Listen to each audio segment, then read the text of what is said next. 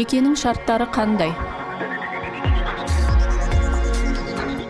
Неке барысында некеге тұратын ерлі-зайыптылардың мұсылман болуы және ол мұсылман отбасының некелесуінде ислам шариғаты шарт қояды.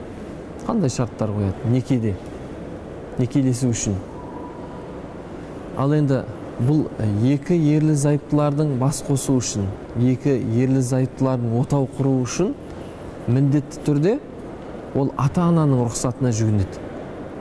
Кез келген дүниеде ислам шариғатында ата-ананың рұқсатынсыз ешнәрсе істелінбейді. Ол некеде болсын. Ол жалпы мынау қазір кейбір жастар жихад деп кетіп қалып жатыр ғой.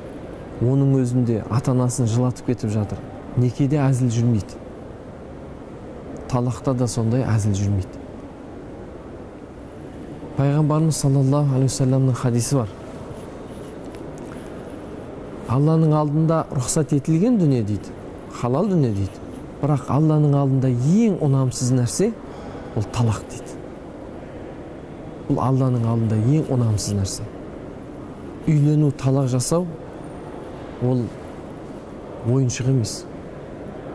Ерлі-зайыптылар үйленіп, соған келісім беріп, рұқсат берілгеннен кейін, бір-біріне мақұлданғаннан кейін, қалағаннан кейін, үйленгеннен кейін, ер кісі әйелінің кем-қателігі болса, оны жасыру керек. Кемшілігі болса көрместей болу керек. Пайғамбар саллаллаху хадисінде айтады, сен әйеліңнің бір жақсы, жаман мінезін көрсең дейді. Әуелі жаман мінезін көрсең, жақсы мінезін есіңе түсір дейді. Сол секілді ол ерлі-зайыптылар деген сөз, жалпы бірін-бірі жабушылар деген сөз. Қай жағынан жабушылар?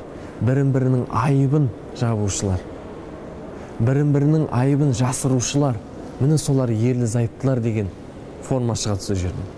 Кез келген уақытта қазақ даласында имамдармен кеңесіп отырған.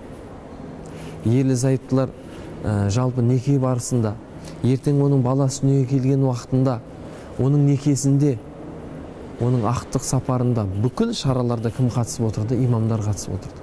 Сондықтан некені имам қияды. Аллаға шүкір, Қазақстан жерімізде, Қазақстан мұсылмандар діни басқармасының барлық аймақтарда, облыс, аудандарда барлығында имамдар бар. Некені имамдар қию керек. Имам қиюға құқысы бар. Ал имамды тыңдамай, жеке 2-3 адамды жинап неке қию бұл дұрыс емес.